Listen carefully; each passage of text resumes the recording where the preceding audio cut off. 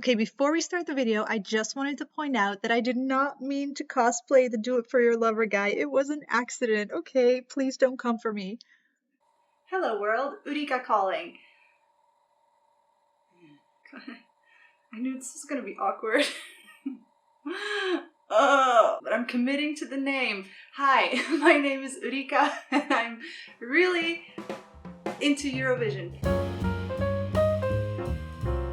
Hi, my name is Urika. I'm from Belgium. I'm obsessed with Eurovision and nobody around me shares those feelings. I have made Eurovision videos in the past on another channel, but I want to talk more about Eurovision. I have more to say, and I just thought I should just make a channel that is just, I can just put everything Eurovision and I can just go all out. I have so many ideas for videos about Eurovision. I also want to react to all the new Eurovision songs as they come out, so that's gonna be happening soon. But today, because it is the first video, I thought I should just do something basic.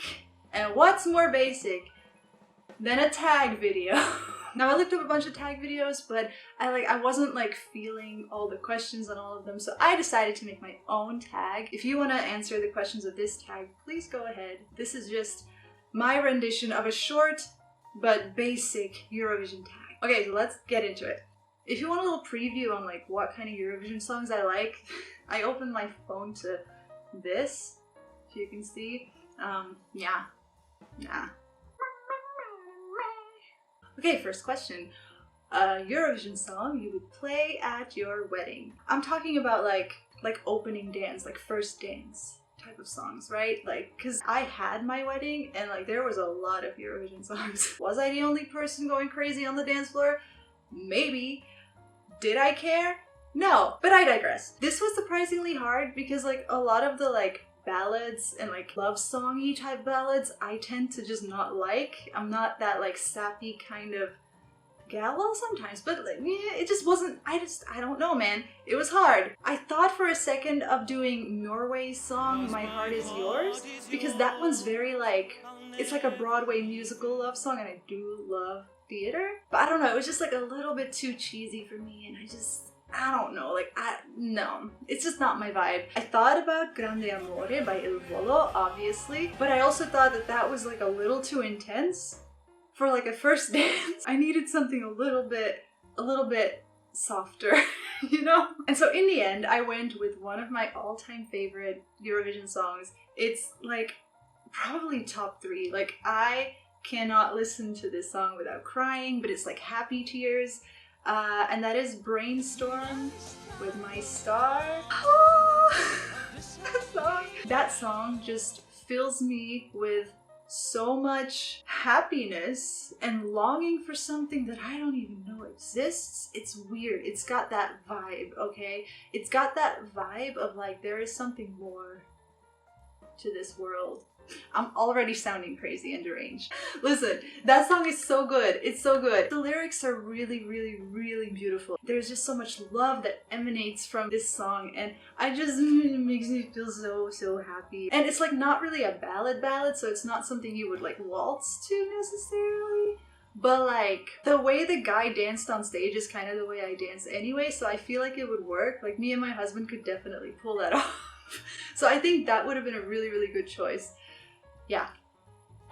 Number 2, a song you would want to be played at your funeral. This one was also harder than I thought it would be, mostly because what is the vibe you want at your funeral? All the first songs I was thinking of were like way too depressing. The first one I thought of was Milin. It's a song from Israel that I absolutely adore. It's literally about grief. It's literally about the amount of pain you feel when someone you love has left you. And like, I don't want people to feel like that at my funeral. Like, that just seems mean. Same with Sus, another one of my favorite, all-time favorite Eurovision songs, is like, you don't want your guests to just feel so depressed at your funeral. So after a lot of thought, I came to the conclusion that the perfect vibe I think I want to go for is Amar pelos dois. Is that how you pronounce it? Salvador Sobral. It's one of those songs, I really, really like it. I cried literally on the first time I heard it. I was like blown away. Like those first notes had me. It's sad and it makes you cry, but it's got like it's got a sweetness to it. It's more a song about love than anything, and I think it would be really pretty. Like if this was played at like one of my friends or family members' funerals, this is a weird thing to talk about, but I would be like impressed. Oh no. Okay, number 3. I think this is a more normal question. A song that makes you want to dance. This one I literally haven't even decided. I just wrote a bunch of songs that make me want to dance, and I can't choose. Obviously, Dancing La Chatumbai comes to mind because I was literally vibing to that today, and like I go hard. It's not a pretty sight. Wild Dances by Ruslana is another really good one for this. A recent one I really liked was La Venda. That should have gotten way more points, by the way. I think right at this moment, because my answers to these questions are gonna change, right? So this is like a right now, like recently, I think the song that I vibe to the most and have been vibing to the most and like dancing the hardest to has been Shom. Shom, that's how you pronounce it. Best song of last year, 100%. I have been obsessed with, I literally don't know how to pronounce the band name. Goa? I've been obsessed with them, and I really want to go see them live. Yeah, Shom is that good. It's that good. Okay, number 4. A song that makes you cry every time. I have a lot of songs like this because I'm a very emotional person, and music heavily impacts how I feel, to the point where like people have pointed out like, hey, that's not normal. I've mentioned the song before. The song that makes me cry the most, I think. Actually, no, I'm gonna go with my first choice. My first choice, when someone would ask me like, hey, what's the song that really makes you cry? It's gotta be Seuss. I'm not gonna do it. I belt this song in the shower. Like my neighbors, I am so sorry. While I'm singing and belting this song, I'm crying, so it does not sound in the least bit good. But this song really like hits me so hard every single time. I really feel like, what's her, Rona Nishliu? I'm gonna stop trying to pronounce things. The lady who sings it, she, aside from being an incredible technical singer, she really manages to put her emotions into this. I mean, obviously the performance was really dramatic as well, and she was almost, it was like really theatrical, right? The way she was doing it. But she also used her voice in a way that brought over so much emotion. A lot of songs fit this category, but I'm gonna go with Seuss because that's my song. The next one. A song you love ironically. You know it's a bad song, but here we are. I used to have more of these, but a lot of the songs I used to love ironically, I've now started loving unironically. There is one though, it's so bad.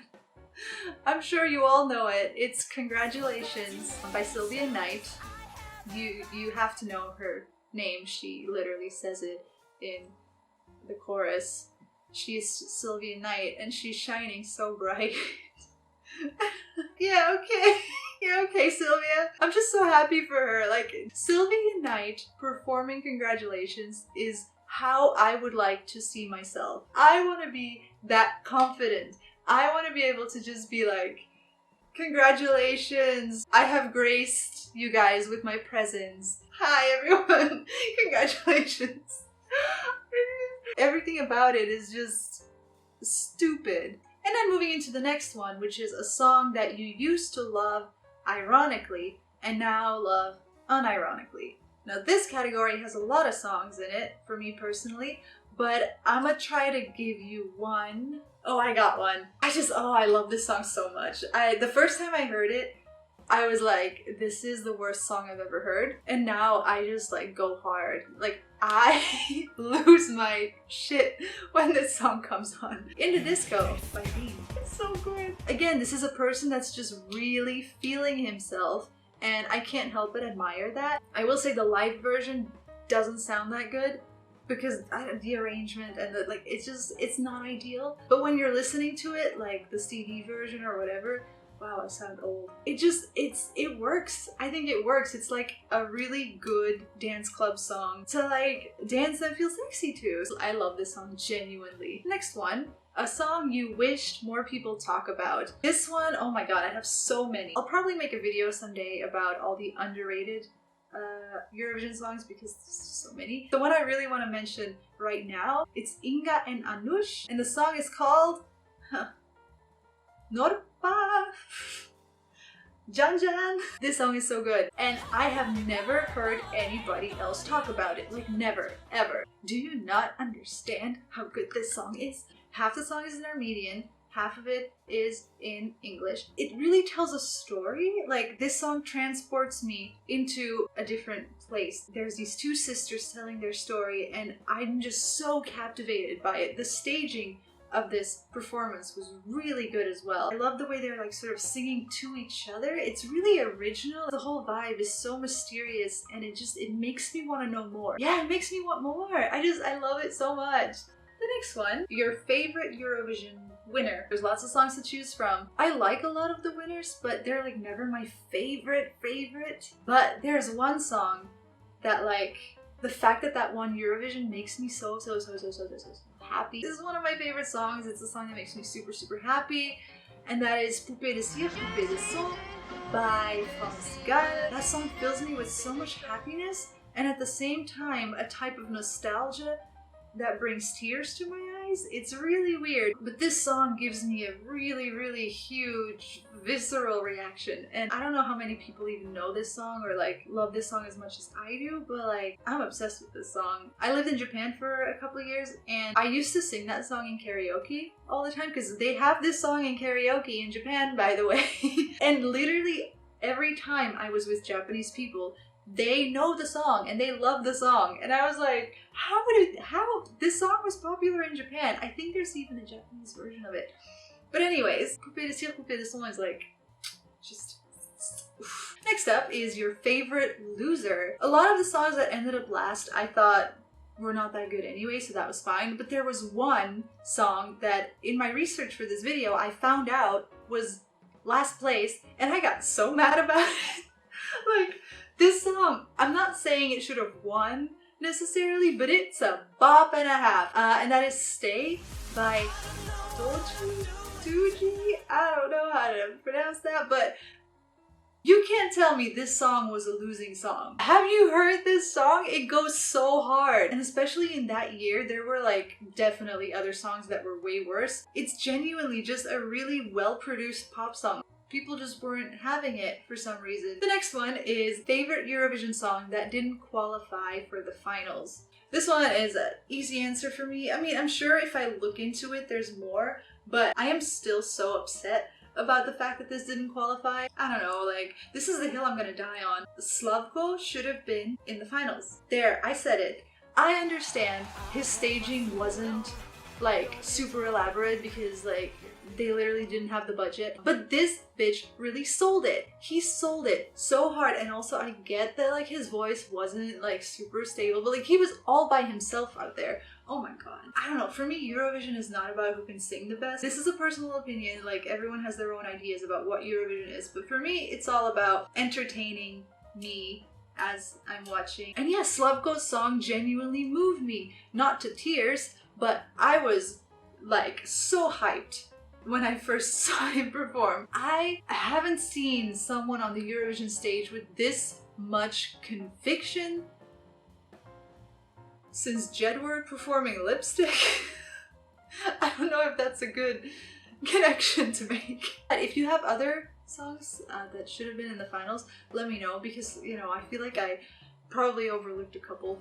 And finally, your favorite song from your own country. I feel like in a Eurovision tag, this needs to be addressed, right? So my country is Belgium. I have to say, I'm not very proud of our Eurovision track record. We usually send pretty shitty stuff, to be honest, especially lately. Like, we've sent some okay stuff, but like, rarely do I get to be proud of our entry.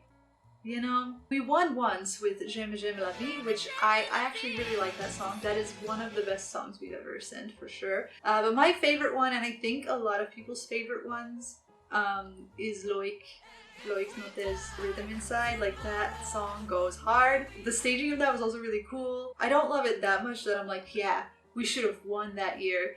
I don't think Belgium has ever deserved to win, to be honest. I am a terrible Belgian person. I'm so sorry. I also, like, I don't ever watch Eurovision hoping for Belgium to win. I literally couldn't care less. But Loic Note was really good. Cool. Okay, this went on longer than I thought it would. I just have a lot to say, okay? I need to let out, like, vomit out all of my Eurovision opinions because nobody in real life cares. If anybody is watching this and you want to talk about Eurovision, please let me know in the comments your answers to the questions, or, you know, make a video, whatever. But yeah, I hope you've enjoyed this video. If you did, give it a like, and if you want to see more Eurovision content, consider subscribing. Yeah, this channel is gonna have all kinds of content. It's gonna be a variety of things, but it's all gonna be Eurovision. And I'm very excited about that because Eurovision is a full-time job. Anyways, I gotta go. I'm gonna have some dinner and then start editing this video, and yeah. See you in the next one. Bye! No!